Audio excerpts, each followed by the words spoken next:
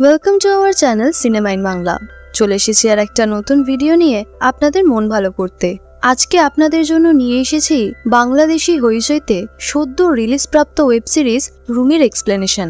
Rumi web সিরিজটি দর্শকদের বোঝার সুবিধার জন্য আমরা দুটি ভাগে ভাগ করে নিয়েছি। প্রথম ভাগটি আমরা আগের ভিডিওতে এক্সপ্লেন করেছি, আর আজকের আমরা দ্বিতীয় ভাগটি এক্সপ্লেন করে শোনাবো। এই ওয়েব সিরিজের প্রথম পার্টটি যদি আপনারা না শুনে থাকেন তাহলে অবশ্যই চ্যানেলে গিয়ে সেই পার্টটা শুনে নেবেন, না হলে এই পার্টটা বুঝতে অনেকটাই অসুবিধা হবে। তবুও আপনাদের জন্য ছোট করে একটা রিক্যাপ দিয়ে দিচ্ছি। রুমি হলেন একজন সিআইবি অফিসার। তার অফিসের একজন কলিগ এশা তাকে পছন্দ করেন, আর তার অফিসে আর একজন কলিগ আরিয়ান তাকে একেবারেই পছন্দ করেন না। 1 বছর হয়ে গিয়েছে রুমির মা ছাদের পাঁচিল থেকে পড়ে গিয়ে মারা গিয়েছেন। রুমির দৃঢ় বিশ্বাস এটা কোনো অ্যাক্সিডেন্ট একেবারেই ছিল না, ওটা ছিল একটা মার্ডার। কিন্তু তার মায়ের মার্ডার কেসটা সিআইবিতে বারবার ইনভেস্টিগেট করার পরেও মার্ডারের কোনো ধরনের কোনো ক্লু পাওয়া যায়নি। তাই এইটাই বারবার প্রমাণ হয়েছে যে এই কেসটা একটা অ্যাক্সিডেন্ট। তবুও রুমির রিকোয়েস্টে তৃতীয়বার কেসটা রিওপেন করা হচ্ছে। এরপর রুমির মায়ের মৃত্যুবার্ষিকীর দিন একটা অ্যাক্সিডেন্টে রুমি নিজের চোখ হারিয়ে ফেলে, এবং তারপর থেকেই সে নিজের স্বপ্নে বিভিন্ন ধরনের অদ্ভুত জিনিসপত্র দেখা শুরু করে। সে নিজের স্বপ্নে একটি মেয়েকে দেখেছিল, আর 2 দিন পরেই সেই মেয়েটির মৃত্যু হয়। এই সমস্ত কথাই রুমি এশাকে জানিয়েছিল। এই কেসটা সিআইবিতে ইনভেস্টিগেট করার জন্য আরিয়ানের ওপর দায়িত্ব দেওয়া হয়, আর আরিয়ানকে এই কেসটা সলভ করতে এশা অ্যাসিস্ট করবে। কিন্তু আনঅফিশিয়ালি রুমিও এই কেসটার সাথে নিজেকে জড়িয়ে ফেলেছে, কারণ সে এই কেসটার সম্পর্কে বিভিন্ন ধরনের স্বপ্ন দেখে, যেটার সম্পর্কে আরিয়ান কোনোভাবেই অবগত নয়। রুমি নিজের ইনটিউশন বা অন্তর্দৃষ্টি দিয়ে দেখা জিনিসপত্র এশাকে জানায়, আর এশা সেই ক্লুগুলোকেই কাজে লাগিয়ে আরিয়ানকে এই কেসটা সলভ করতে হেল্প করে। এই কেসটার পাশাপাশি আমরা দেখতে পাই একজন কালো হুডি পরা লোক রুমির বাড়িতে উকি ঝুঁকি মারে, আর সেটা রুমির বাড়িতে আশ্রিত তরিকুল দেখতে পেয়েছে। একদিন তরিকুল অন্ধ রুমিকে নিয়ে একটু বেরিয়েছিল, আর তাদের অনুপস্থিতিতেই সেই কালো হুডি পরা লোকটি রুমির সমস্ত হুইস্কির বোতলে কিছু একটা মিশিয়ে দিয়ে গিয়েছিল। আর রুমি বাড়িতে ফিরে সেই হুইস্কির মধ্যে থেকেই একটা বোতল থেকে হুইস্কি ঢেলে খাওয়া শুরু করে। এতটাই ছিল ফার্স্ট পার্টে, কিন্তু এইটাই সব নয়। ফার্স্ট পার্টে এমন অনেক কিছুই রয়েছে যা এই রিক্যাপটুকুতে ঠিক গুছিয়ে বলা যায়নি। তাই আপনারা যদি এখনো পর্যন্ত ফার্স্ট পার্টটি না দেখে থাকেন তাহলে অবশ্যই দেখে নেবেন, না হলে সেকেন্ড পার্টটি ভালোভাবে বুঝতে পারবেন না। সো চলুন তাহলে শুরু করা যাক। রুমি বাড়ি ফিরে তরিকুলকে হুইস্কি দিতে বলে, কিন্তু খাওয়ার সময় রুমি সেই হুইস্কিটা খেতে গিয়েও খায় না, কারণ তার মনে কোনো কারণ ছাড়াই খুঁতখুত করছিল। আর সেই হুইস্কিটা এবং রুমির ঘরের বাকি সমস্ত হুইস্কির বোতল ফরেনসিক টেস্ট করে জানা যায় যে সেই সবকটা বোতলেই বিষ মেশানো ছিল। কিন্তু রুমি কিভাবে বিষের কথাটা আন্দাজ করেছে সেটা খুবই আশ্চর্যজনক। এশা রুমিকে বলে যে রুমিকে যে হত্যা করার চেষ্টা করা হচ্ছে সেটাতে আর কোনো সন্দেহই নেই। পরপর 2 বার রুমি মৃত্যুর হাত থেকে বেঁচে ফিরেছে। এদিকে রুমির মনে হয় যে তার আর তার মায়ের হত্যাকারীর মধ্যে কোনো একটা সম্পর্ক রয়েছে, কিন্তু এশা বলে যে বারবার তো তার মায়ের কেসটা অ্যাক্সিডেন্টই বলা হচ্ছে, কিন্তু রুমি এটা বিশ্বাস করতে নারাজ। এশা তারপর বলে যে রুমির বাড়ির চারপাশে সিসিটিভি ফুটেজ চেক করে দেখা গেছে যে কোনো একজন কালো হুডি পরা লোক তার বাড়ির ওপর নজর রাখছে। এই কথায় তরিকুলও সম্মতি জানায়। তাই এশা বলে যে রুমির বাড়ির নিচে as soon as possible force মোতায়েন করতে হবে, এবার আর কোনো চান্স নিলে চলবে না। রুমি এবার নেহার কেসটার ব্যাপারে বলে যে তার মনে হয় নেহা নিজেই বশিরকে নিজের বাড়িতে ডেকেছিল। যদিও নেহার মা মনে করতেন যে নেহা বশিরকে পছন্দ করে না, তবুও নেহা বশিরের সাথে দেখা করত। পরের দিন সকালে এশা অফিসে গিয়ে জানতে পারে যে বশিরের ল্যাপটপের ডেটা অ্যাক্সেস করা গেছে, আর তাতে হাজার হাজার পর্ন ভিডিও রয়েছে, যার মধ্যে নেহা আর সজীবের ইন্টিমেট একটা ভিডিও রয়েছে। মানে বশির পলিটিশিয়ান হওয়ার পাশাপাশি পর্ন ইন্ডাস্ট্রির সাথেও যুক্ত ছিল। এরপর আশরাফ স্যার এশা আর আরিয়ানকে ডেকে কেসের আপডেট চায়। আরিয়ান বলে যে সজীব ছেলেটাকে ওদের সন্দেহ হচ্ছে, আর ও নেহার মৃত্যুর পরেই নিজের গ্রামের বাড়ি পালিয়েছে। আশরাফ স্যার সজীবকে অ্যারেস্ট করতে বলেন, আরও বলেন বশির আক্তারকে তাড়াতাড়ি খুঁজে বার করতে। এশা এই সবের মধ্যে রুমের বাড়িতে ফোর্স মোতায়েন করার আর্জি জানায়, আর সেটা আশরাফ স্যার একসেপ্টও করে নেন। আরিয়ানের ওপর রুমিকে যে অ্যাটাক করেছে তাকে ধরার দায়িত্ব এসে পড়ে।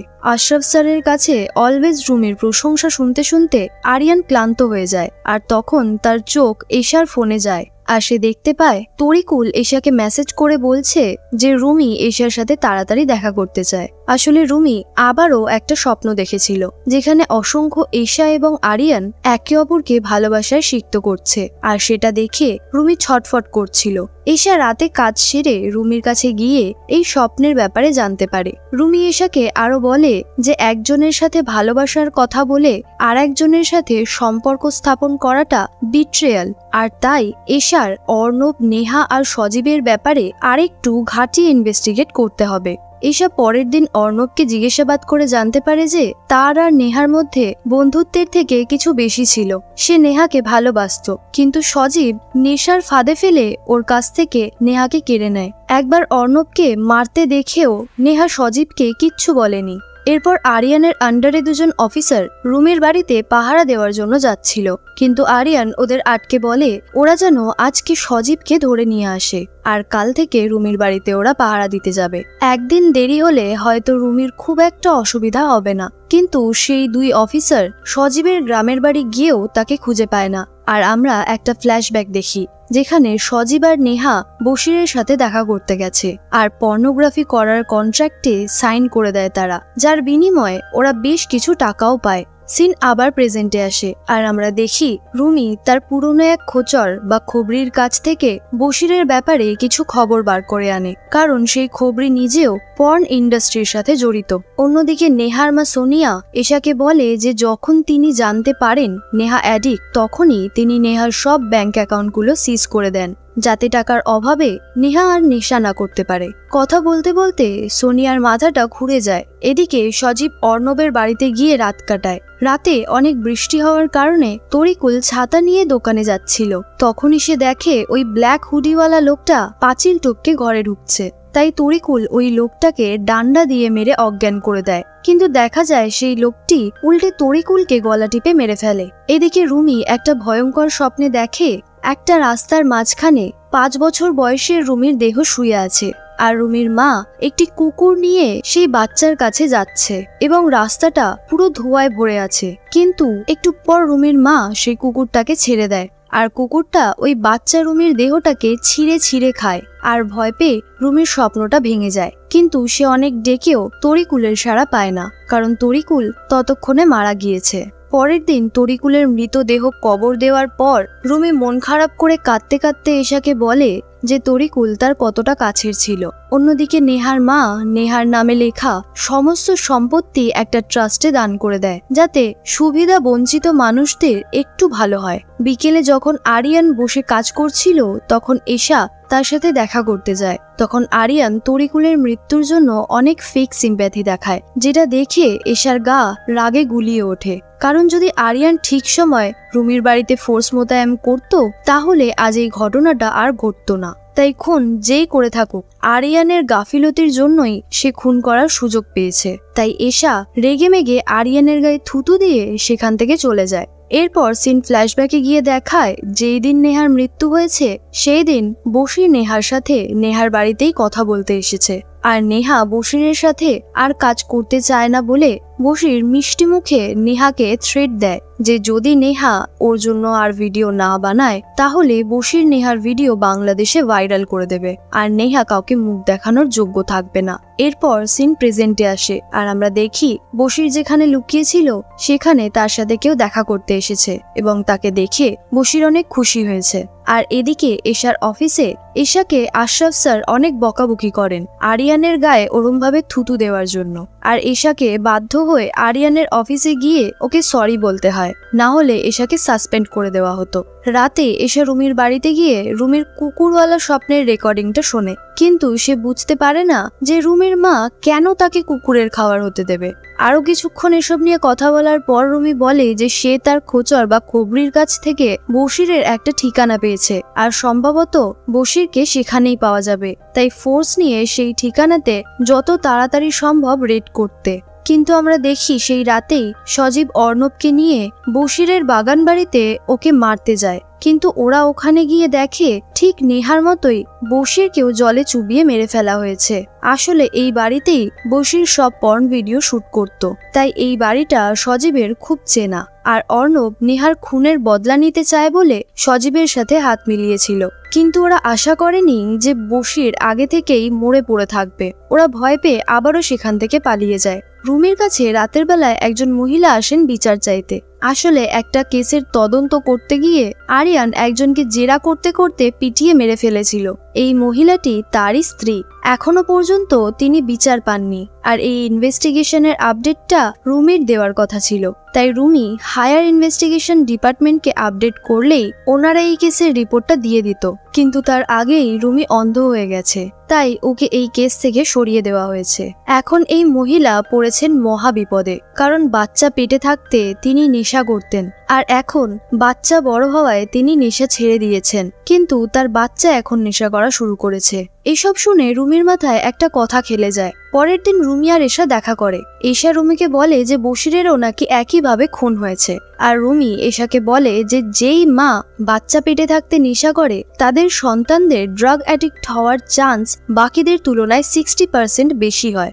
এশা বলে, কিন্তু নেহার মা সোনিয়াকে দেখে তো কোনোভাবেই মনে হয় না তিনি কোনোদিন নেশা করতেন। রুমি বলে, সবারই একটা পাস্ট থাকে, কিন্তু এখন নেহার সাথে স্নিগ্ধা মানে যার নাম রুমির স্বপ্নের দেওয়ালে ছিল তার কানেকশনটা খুঁজে বার করতে হবে। তাই রুমি আর এশা দুজনেই সোনিয়ার সাথে কথা বলতে যায়। ওরা ওখানে গিয়ে জানতে পারে নেহার ছোটবেলাতেই প্যারালিটিক পোলিও রোগে দুটো পা প্যারালাইজড হয়ে গিয়েছিল। তারপর বিদেশে গিয়ে 12 বছর ট্রিটমেন্ট করানোর পর তারা দেশে ফিরে আসেন। কথায় কথায় রুমি সোনিয়াকে স্নিগ্ধা বলে ডাকে আর দেখে উনি সাড়া দেন কিনা, কিন্তু সোনিয়া সাড়া দেয়নি। তাই রুমির কাছে এটা স্পষ্ট হয়ে যায় যে সোনিয়া আর স্নিগ্ধা একই মানুষ নয়। এশা বলে যে রুমি অ্যাক্সিডেন্টের পর কিছু কিছু জিনিস ভুলে যায়, তাই হয়তো রুমি সোনিয়ার নামটা ভুল করে স্নিগ্ধা বলে ফেলেছেন। কথা বলতে বলতে ওরা জেনে নেয় যে বিয়ের আগে সোনিয়া ময়মনসিংহে থাকতো। এরপর ওরা একটা ট্রিবিউট ভিডিও বানানোর জন্য নেহার ছোটবেলার কিছু ফটো নেয় আর সেখান থেকে চলে যায়। ফিরতে ফিরতে রুমি জিজ্ঞেস করে যে অ্যালবামে নেহার সবচেয়ে পুরনো ছবিটা তার কত বছর বয়সের ছিল। এশা বলে যে 5 বছর বয়সের ছিল। তার আগের ফটোগুলো সোনিয়া খুঁজে পাননি, পরে পেলে দেবেন বলেছেন। সেই মুহূর্তে গাড়িতে একটা গান চলছিল, মায়ের দেহ সন্তানের বাড়ি, এইরকম কোনো একটা গান। এটা শুনে রুমির মাথায় একটা কথা আসে যে যখন আমরা কোনো বাড়ি বানাই তখন তার একটা নাম দিই, আর যখন একটা বাচ্চা তার মায়ের গর্ভে থাকে তার বাড়ি তার মায়ের দেহটাই হয়, আর তখন তার বাড়ির নামও হয় তার মায়ের নামই। আর রুমির দেখা আগের সবকটা স্বপ্ন অ্যানালাইসিস করে রুমির এটা মনে হয় যে যদি সোনিয়া আর স্নিগ্ধা একই মানুষ না হয় তাহলে নেহার আসল মা সোনিয়া না, নেহার আসল মা হলো স্নিগ্ধা, যে কিনা নেহা পেটে থাকতে নেশা করতেন। তাই নেহারও বড় হয়ে নেশার প্রতি একটা আসক্তি তৈরি হয়। পরের দিন সকালে পলাতক অর্ণব আর সজীবকে পুলিশ বাসে করে পালানোর সময় ধরে ফেলে আর থানায় এনে আরিয়ান ওদের খুব মারে, যেন আরেকটু বেশি মার পড়লেই ওরা মরে যেত। আমরা বুঝতে পারি যে আরিয়ানের স্বভাবই এরম, সে যখন কথা বার করার জন্য মারে তার মনের মতন উত্তর না পেলে সে মারতে মারতে নিজের হুঁশ হারিয়ে ফেলে। কিন্তু এই ক্ষেত্রে অন্য আরেক অফিসারের জন্য এরা দুজন বেঁচে যায়। পরে জেরা করে জানা যায় যে একটা ভিডিও শুট করার পর বশির নেহাকে বারবার ভিডিও শুট করার জন্য বিরক্ত করত, আর ওরা দুজন কাল রাতে বশিরকে মারেনি। এসব শুনে পুলিশ ওদের ছেড়ে দেয়। এরপর রুমি আর একটা স্বপ্ন দেখে, রুমি আর এশার বিয়ে হচ্ছে, কিন্তু এশা রুমির বদলে ওই হুডি পরা লোকটাকে আংটি পরায়, আর রুমির ঘুম ভেঙে যায়। রুমি এশার সাথে দেখা করে ওকে জিজ্ঞেস করে যে সোনিয়া কি নেহার 5 বছরের ছোট বয়সের ফটোগুলো পাঠিয়েছে। এশার না সূচক উত্তর পেয়ে রুমি আরো বলে যে ওই ছবিগুলো সে পাঠাতে পারবেও না। রুমির নেহার প্যারালিটিক পোলিওর কথাটা মনে পড়ে, তাই সে এশাকে নেহার নাচের ব্যাপারে জিজ্ঞেস করে। এশা বলে যে নেহা ক্লাসিক্যাল ডান্সার ছিল, এমনকি টপ ডান্সার বাংলাদেশ কম্পিটিশনে সে ফার্স্ট হয়েছিল। রুমি বলে এটা সম্ভবই না, কারণ প্যারালিটিক পোলিও হলো সব থেকে ভয়ঙ্কর পোলিও। এতে পেশেন্টের পা প্যারালাইজড হয়ে যায়, আর যেই মানুষের 4-5 বছর বয়সে পা প্যারালাইজড হয়ে গেছে সে বড় হয়ে কিছুতেই ক্লাসিক্যাল ডান্স করতে পারবে না, আর কোনো কম্পিটিশনে ফার্স্ট হওয়া তো দূরের কথা। তাই রুমি দৃঢ় বিশ্বাস যে নেহা সোনিয়া আক্তারের মেয়ে না। আর এই জন্যই রুমি এশাকে সোনিয়ার বিয়ের আগের বাসস্থান মানে ময়মনসিংহের সব রিহ্যাব সেন্টারে খোঁজ নিতে বলে, যে 2008-এ কোনো স্নিগ্ধা সেখানে ভর্তি হয়েছিল কিনা। কারণ 2024-এ যদি নেহার 21 বছর বয়স হয় তাহলে 5 বছর বয়স 2008-এ হবে। এশা রুমির কথা মতো ময়মনসিংহের সব রিহ্যাব সেন্টারে খোঁজ নেয়, আর জানতে পারে সেখানে একটা রিহ্যাব সেন্টার আছে যেখানে একটা পেশেন্টের নাম ছিল স্নিগ্ধা আলম। সেই রিহ্যাবে রুমি আর এশা গিয়ে খোঁজ করে তাদের অ্যানুয়াল ফটো অ্যালবামে স্নিগ্ধার 5 বছর বয়সী একটা মেয়ের ফটো পায়, যেটা কিনা হুবহু নেহার ছোটবেলার ফটোর সাথে মিলে যায়। আর তারপর সোনিয়াকে অ্যারেস্ট করা হয়। সোনিয়া বলে যে টাকার লোভে সে নিজের থেকে 30 বছরের বড় রশিদ আক্তারকে বিয়ে করে। এই সম্পর্কে কোনো ভালোবাসা না থাকলেও সোনিয়া তার বিলাসবহুল জীবনে খুব ভালোভাবে ছিল।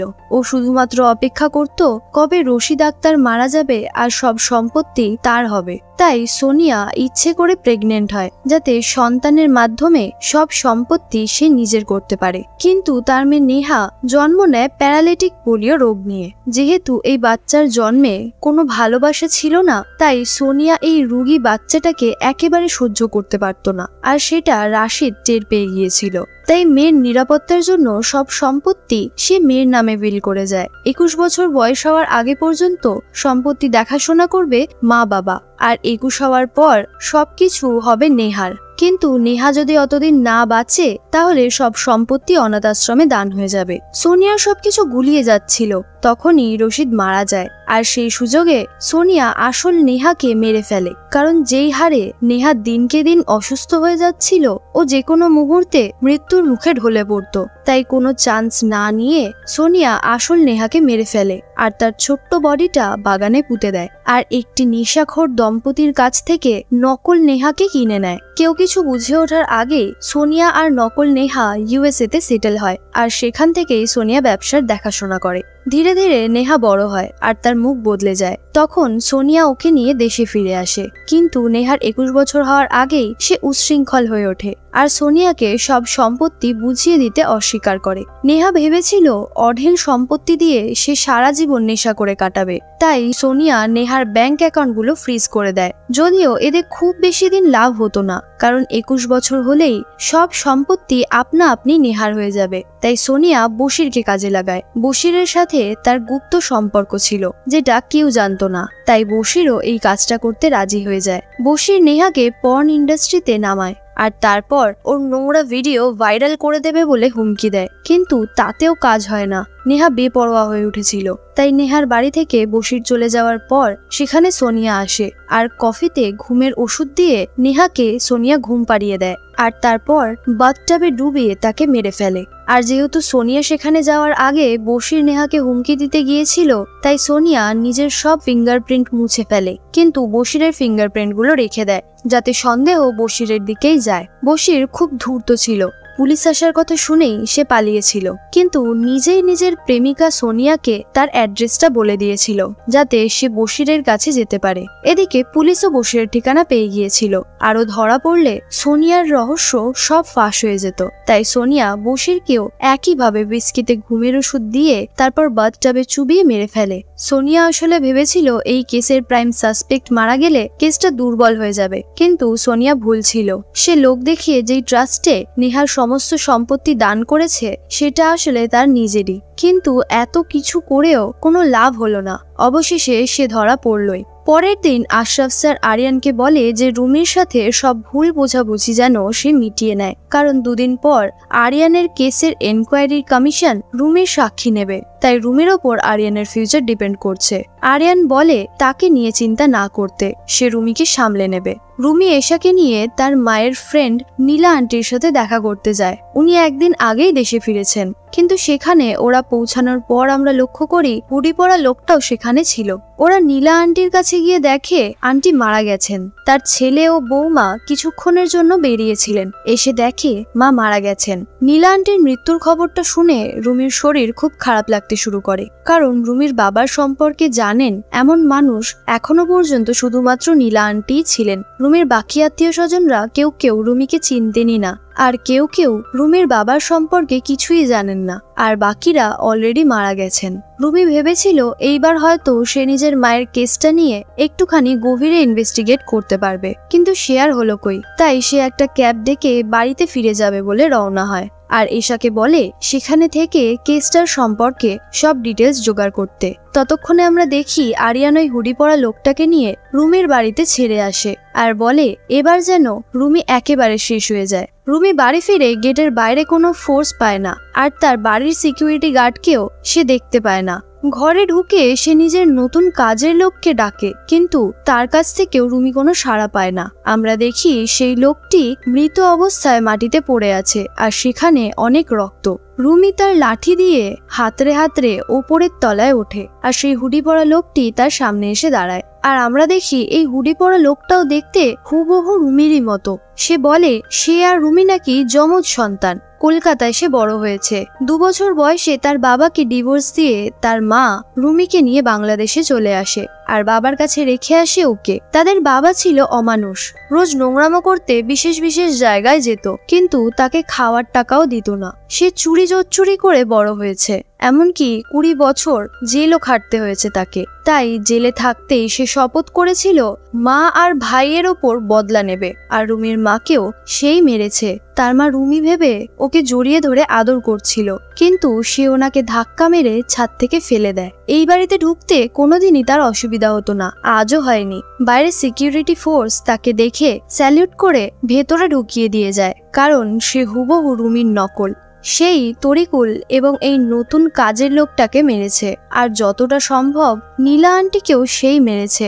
সে রুমিকে বলে বেডরুমে যেতে, কারণ সে রুমির চোখ উপড়ে নিতে চায়, আর হাসি মুখে রুমিও সেটা মেনে নেয়। কিছুক্ষণ পর রুমির বাড়িতে এসে আসে, আর বাড়ির সামনে সিকিউরিটি নিয়ে দেখে সে খুব রেগে যায়, আর ওদের ডেকে খুব শাসন করে। ঘরে ঢুকে এসে সবকিছু নর্মাল দেখতে পায় এশা। সেই কাজের লোকের ডেড বডিটাও সেখানে আর নেই। ওপর থেকে রুমি নেমে এশাকে জড়িয়ে ধরে, আর এশা এতে খুব খুশি হয়। কিন্তু আমরা তো জানি যে এটা রুমি নয়। তখন এশাও দেওয়ালে রক্তের দাগ দেখতে পায়, আর ওয়েব সিরিজটা এখানেই শেষ হয়। আমরা বুঝতে পারি যে এই ওয়েব সিরিজটার একটা দ্বিতীয় সিজনও আসবে, কিন্তু ততদিন আমাদের অপেক্ষা করতে হবে। ভিডিওটা কেমন লাগলো কমেন্ট করে জানাতে ভুলবেন না। ভালো লেগে থাকলে একটা লাইক অবশ্যই করে দেবেন, আর চ্যানেলটিকে এখনো সাবস্ক্রাইব না করে থাকলে নিশ্চয়ই করে দেবেন, কারণ আপনাদের মধ্যে 99% ভিউয়ার্সরাই আমাদের চ্যানেলটিকে এখনো পর্যন্ত সাবস্ক্রাইব করেননি। সো দেখা হবে আবার পরের ভিডিওর সাথে। Till then tata.